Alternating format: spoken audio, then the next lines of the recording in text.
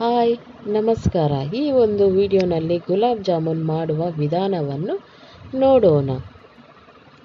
ಒಂದು ಮಿಕ್ಸಿಂಗ್ ಬೌಲಿನಲ್ಲಿ ಗುಲಾಬ್ ಜಾಮೂನ್ ಪೌಡರನ್ನು ಹಾಕಿಕೊಂಡು ಚೆನ್ನಾಗಿ ಮಿಕ್ಸ್ ಮಾಡೋಣ.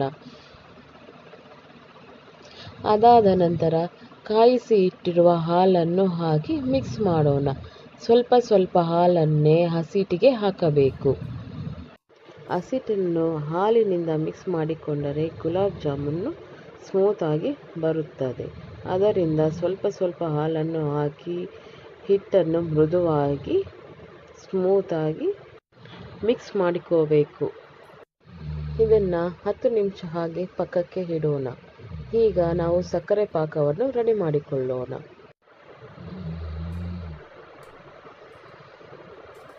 ನೀರು ಮತ್ತು ಸಕ್ಕರೆಯನ್ನು ಹಾಕಿಕೊಳ್ಳೋಣ. ಅದಾದ ನಂತರ ಸ್ವಲ್ಪ ಏಲಕ್ಕಿಯನ್ನು ಹಾಕೋಣ. ಸಕ್ಕರೆ ಪಾಕವು ಗಟ್ಟಿ ಪಾಕವು ಬೇಕಾಗುವುದಿಲ್ಲ. ಸಕ್ಕರೆ ಕರಗಿದರೆ ಸಾಕಾಗುತ್ತದೆ.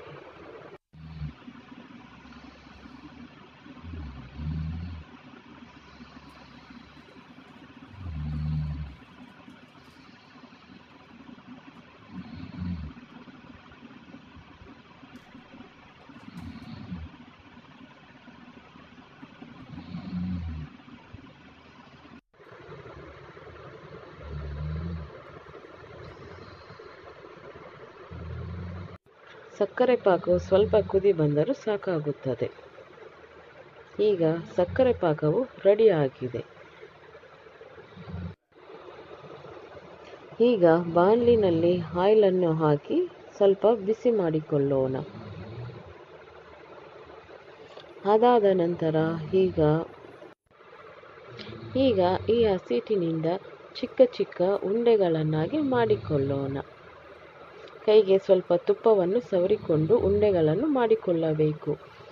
ಅದಾದ ನಂತರ ಒಂದೇ ಉಂಡೆಗಳನ್ನು ಆ ಎಣ್ಣೆಯಲ್ಲಿ ಹಾಕಬೇಕು.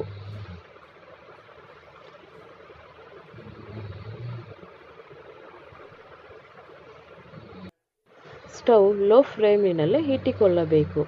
ಆಗ ಉಂಡೆಗಳು ಚೆನ್ನಾಗಿ ಬೇಯುತ್ತದೆ. ಅದಾದ ನಂತರವು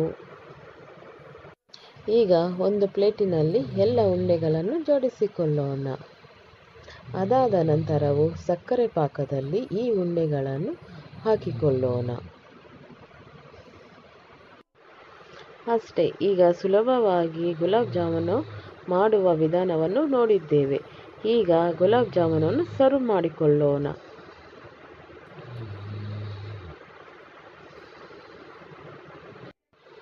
Thanks for watching. Like, please subscribe. Thank you.